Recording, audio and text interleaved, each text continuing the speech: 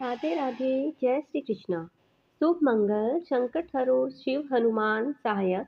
भूम प्रदोष व्रत की कथा भाग्य सुधारे पवन नायक। हरे कृष्णा। हर हर महादेव। जब महादेव की कृपा बरसती है और साथ ही संकट मोचन हनुमान जी का आशीर्वाद भी मिलता है, तब जीवन के सारे विघ्न दूर हो जाते हैं। भूम प्रदोष व्रत जो कि विशेष रूप से मंगल ग्रह के दोषों के शांत करने वाला है। भूम प्रदोष व्रत की दिव्य कथा सुनने मात्र से ही मंगल, दोरण, बाधा और समस्त ग्रह दोष शांत होते हैं और जीवन में सुख समृद्धि का संचार होता है। और इस बार फाल्गुन मास के कृष्ण पक्ष का पहला प्रदोष व्रत मंगलवार के दिन पड़ रहा है। ऐसे में यह भूम प्रदोष व्रत होगा। तो प्रिय श्रोताओं, आज भूम प्रदोष व्रत की कथा सुनाने से पहले आपको बताते हैं प्रदोष काल के समय के बारे में और प्रदोष व्रत की तिथि के बारे में। और कथा से पहले आज हम सभी ऋण मोचक मंगल स्रोत का हिंदी अनुवाद भी सुनेंगे। इस बार 25 फरवरी दिन मंगलवार को फाल्गुन मास के कृष्ण पक्ष का प्रदोष व्रत रहेगा। प्रदोष व्रत एकमात्र इसी दिन रखा जाएगा और इस बार फाल्गुन मास के कृष्ण पक्ष की चतुर्दशी तिथि को महाशिवरात्रि का व्रत भी रहेगा, जो कि अगले दिन है। और मंगलवार के दिन प्रदोष काल का समय रहेगा शाम 5:49 से 7:09 तक। तो प्रदोष व्रत में प्रदोष काल में मुख्य पूजा की जाती है, तो शाम की पूजा आप इसी शुभ मुहूर्त में करें। इस समय कथा सुनने से भगवान शिव की कृपा से जीवन की सभी बाधाएं दूर होकर मनोकामनाएं पूर्ण होती है। श्री ऋणमोचक मंगल स्तोत्र पाठ मंगल देव को समर्पित है। इस स्तोत्र के पाठ से कर्ज से मुक्ति मिलती है, आर्थिक समस्याएं दूर होती है। इस स्तोत्र में मंगल देव जी के सभी 21 नामों का वर्णन मिलता है। मंगल देव का संबंध हनुमान जी से है और हनुमान जी सभी प्रकार के समस्याओं से छुटकारा दिलाने वाले देवता माने जाते हैं। ऋणमोचक मंगल स्तोत्र का पाठ जो भी मनुष्य करता है, उस पर मंगल भगवान प्रसन्न होकर उसे धन धान्य प्रदान करते हैं।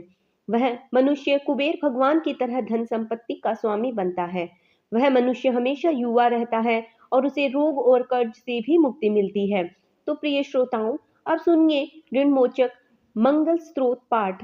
हिंदी में है। मंगल देव शास्त्रों में आपके जो नाम बताए गए हैं, उनमें पहला नाम मंगल, दूसरा भूमिपुत्र जिनका जन्म पृथ्वी से हुआ, तीसरा ऋणहर्ता यानी कर्ज से मुक्ति दिलाने वाले, चौथा धन प्रदायिनी धन को देने वाले, पांचवा स्थिरा आसन यानी जो अपने आसन पर अडिग रहते हैं, छठा महाकाय यानी जो बहुत बड़े शरीर वाले हैं, सातवां सर्व कामाओं यानी कार्य में आने वाली सभी बाधाओं को दूर करने वाले।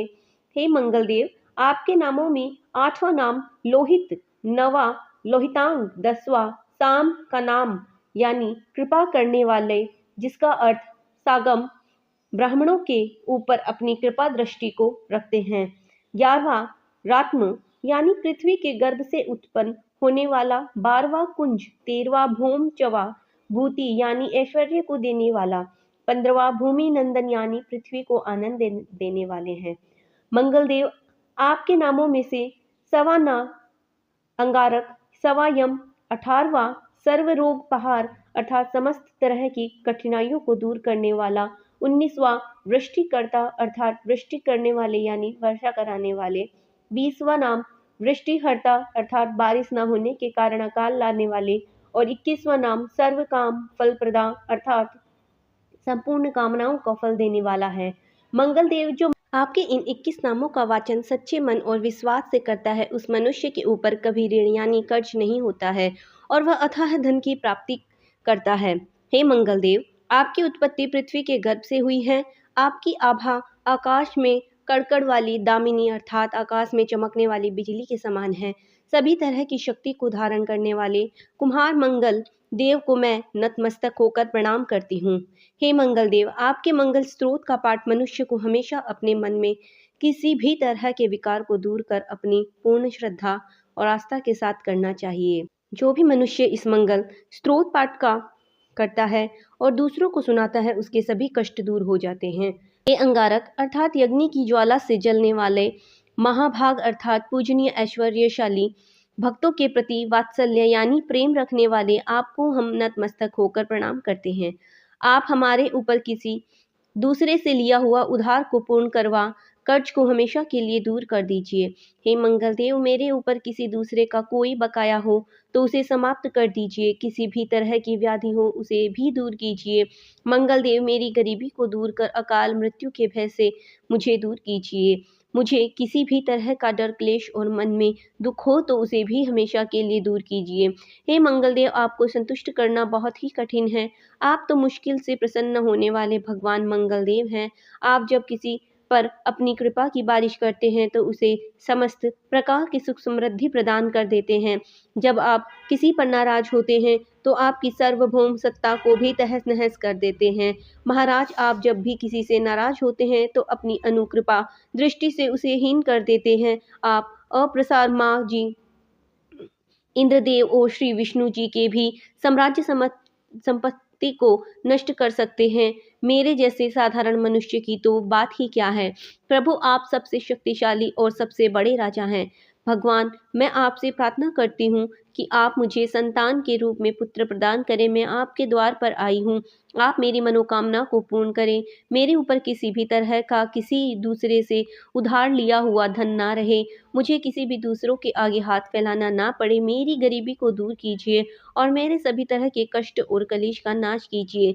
जो मेरे शत्रु बन चुके हैं उनके डर से मुझे आप मुक्त कराइए। जो भी मनुष्य इन 12 श्लोकों वाले ऋण मोचक मंगल स्रोत के मंगल देव की वंदना करता है, उस मनुष्य पर मंगल भगवान प्रसन्न होते हैं, उसे धन धान्य प्रदान करते हैं। वह मनुष्य कुबेर भगवान की तरह धन संपत्ति का स्वामी बन जाता है। मनुष्य हमेशा युवा रहता है। श्री ऋणमोचक मंगल स्रोत के उच्चारण मात्र से मनुष्य को किसी भी तरह के कर्ज से मुक्ति मिल जाती है। और कोई मनुष्य अपने जीवन काल में अपनी आवश्यकताओं की, अपनी कामनाओं की पूर्ति के लिए किसी दूसरे मनुष्य से कर्ज लिया हो और किसी कारणवश कर्ज चुका ना पाने में असमर्थ हो तो उसे ऋणमोचक मंगल स्रोत का पाठ करना चाहिए। कर्ज में डूबे हुए मनुष्य इस ऋणमोचक स्रोत का जाप श्रद्धा और विश्वास के साथ से नियमित रूप से करता है तो उसे कर्ज से मुक्ति मिल जाती है। ऋणमोचक मंगल स्रोत पाठ समाप्त। सभी मिलकर प्रेम से बोलिए मंगल देव की जय। भूम प्रतोषत की कथा के अनुसार एक समय की बात है, एक नगर में एक वृद्धा रहा करती थी। उनका एक ही पुत्र था और वृद्धा हनुमान जी की बड़ी सच्ची भक्त थी। हनुमान जी पर उनकी गहरी आस्था थी। हर मंगलवार को नियम पूर्वक व्रत रखकर वह वृद्धा हनुमान जी को आराधना किया करती थी। एक बार हनुमान जी ने अपनी उस वृद्ध महिला भक्त की श्रद्धा का परीक्षण करने का विचार किया। तब हनुमान जी एक साधु का वेश धारण करके वृद्धा के घर गए और पुकारने लगे, कोई हनुमान भक्त जो हमारी इच्छा पूर्ण करे। आवाज उन वृद्धा के कानों में पड़ी। पुकार सुनकर वृद्धा जल्दी से दौड़ी दौड़ी बाहर आई और साधु महाराज को देखा तो उन्हें एक हाथ जोड़कर प्रणाम किया करके बोली, आज्ञा दीजिए महाराज। हनुमान विषधारी साधु बोले, मैं भूखा हूँ, भोजन करूंगा और आप थोड़ी जमीन लीप दो। साधु की बात सुनकर वृद्धा दुविधा में पड़ गई, इसलिए हाथ जोड़कर बोली, महाराज, लीपने और मिट्टी खोदने के अलावा आप कोई दूसरा आज्ञा दीजिए, वह आज्ञा मैं अवश्य पूर्ण करूंगी। तब साधु ने 3 बार वृद्धा से प्रतिज्ञा करवाई कि प्रतिज्ञा कराने के बाद कहा, जो तू अपने बेटे को बुला, मैं उसकी पीठ पर आग जलाकर भोजन पकाऊं। साधु की बात सुनते ही वृद्धा तो घबरा गई, परंतु वह प्रतिज्ञा कर चुकी थी इसलिए वह नियमबद्ध थी। उसने अपने पुत्र को बुलाया और साधु महाराज को सौंप दिया।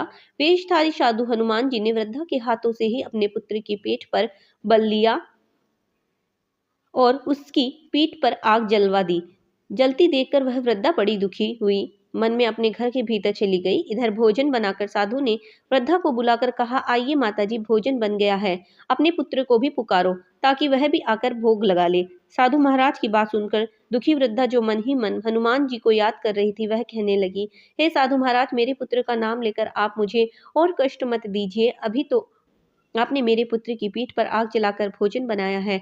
लेकिन साधु महाराज नहीं माने और वृद्धा को बार बार अपने पुत्र को आवाज लगाने के लिए कहते रहे।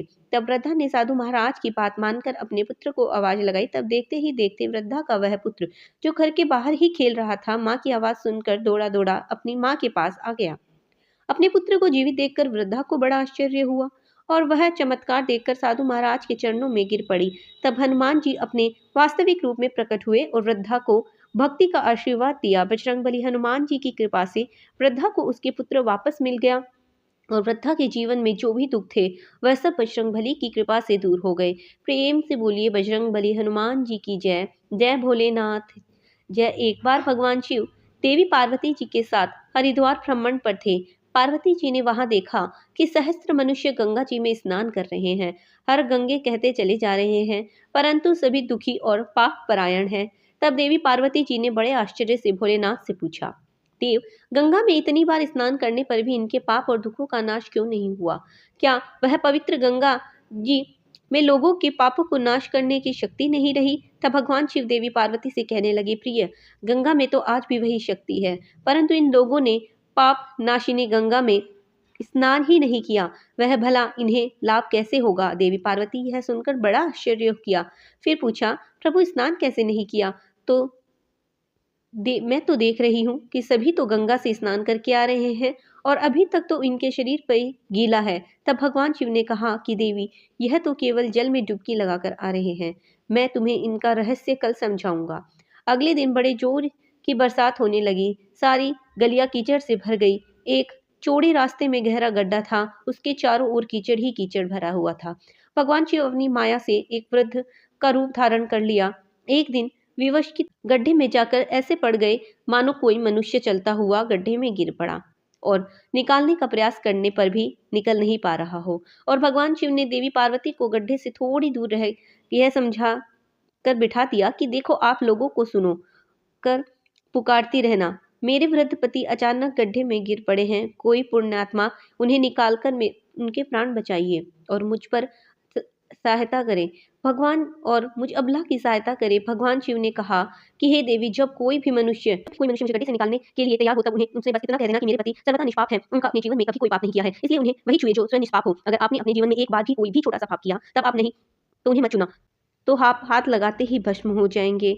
तथास्तु कहकर देवी पार्वती जी गड्ढे के किनारे बैठ गई और फिर आने वाले लोगों को भगवान शिव की सिखाई हुई बात कहने लगी। उधर गंगा जी में नहाकर लोगों की समूह के समूह आ रहे थे। एक सुंदर युवती को यूं दलदल के पास बैठी देखकर कई लोगों के मन में पाप आ गया। कुछ लोग लज्जा के डर से डरे, तो कुछ लोगों को धर्म का भय हुआ, कुछ लोगों का कानून से डर लगा। लोगों ने तो पार्वती जी को यह भी सुना दिया कि मरने दे उस बुढ़े को, अरे क्यों उसके लिए रो रही है? आगे और कुछ दयालु सचरित्र पुरुष भी थे। उन्होंने करुणा करके युवती के पति को निकालना चाहा, लेकिन जैसे ही उन्होंने उन वृद्ध को वहां से हटाना चाहा, तभी देवी पार्वती के वचन सुनकर वे भी रुक गए कि जो निष्पाप हो केवल वही उन्हें छुए, नहीं तो वह भस्म हो जाएंगे। उन्होंने सोचा कि हम तो गंगा में नहाकर आए हैं, क्या हुआ, पापी तो हैं ही, कहीं हाथ न जल जाए। और इस प्रकार उन वृद्ध को निकालने के कारण कहीं इस स्त्री के कहे अनुसार हम खुद भस्म न हो जाएं। इस तरह सोचकर किसी की हिम्मत नहीं हुई कि वे उस वृद्ध को दलदल से बाहर निकाल पाए। सैकड़ों लोग आए और पूछकर चले गए। सुबह से शाम हो चली, तब से भगवान शिव देवी पार्वती से कहा, देखो, आया कोई सच्चे हृदय से गंगा जी में नहाने वाला। तभी कुछ देर बाद एक जवान हाथ में लोटा लिए हर हर गंगे कहता हुआ वहां से निकला। देवी पार्वती उसने भी वहां बात कही। तब उस नवयुवक ने हृदय करुणा से भर गया और भगवान शिव को उस गड्ढे से निकालने की तैयारी की। तभी देवी पार्वती ने उसे रोका और कहा कि अगर कोई तुम पूरी तरह से निष्पाप हो तभी मेरे पति को छूना, वरना तुम भस्म हो जाओगे। लेकिन उस नवयुवक ने बिना कोई संकोच के दृढ़ निश्चय के साथ माता पार्वती से कहा, माते, मेरे निष्पाप होने में तुम्हें संदेह क्यों होगा? आपको नहीं दिखता कि मैं अभी अभी गंगा जी से स्नान करके आया हूँ? गंगा जी में गोता लगाने के बाद कभी पाप रहते हैं भला? और आपके पति को मैं अभी तुरंत निकालता हूँ। कहते ही उस नवयुवक ने उस वृद्ध को गड्ढे से बाहर निकाला। तब भगवान शिव और माता पार्वती ने उसे अधिकारी समझकर अपना असली स्वरूप प्रकट कर उसे दर्शन देकर ताड़ते किया। और भगवान शिव ने देवी पार्वती से कहा, देवी, इतने लोगों में बस एक ने ही गंगा में स्नान किया है। इस दृष्टांत के अनुसार जो लोग बिना श्रद्धा और विश्वास के केवल दंभ के लिए, केवल पाखंड के लिए गंगा जी में स्नान करते हैं, उन्हें वास्तविक फल नहीं मिलता। लेकिन इसके यह मतलब नहीं है कि गंगा स्नान व्यर्थ जाता है। गंगा स्नान का वह पुण्य भी है। गंगा स्नान करने के सभी पापों से तो मुक्ति मिलती है, साथ ही मोक्ष की भी प्राप्ति होती है, ऐसा हमारे धार्मिक पुराणों में वर्णन है। अगर आपको यह वीडियो और कथा अच्छी लगे तो चैनल को लाइक एंड सब्सक्राइब अवश्य करिए। धन्यवाद।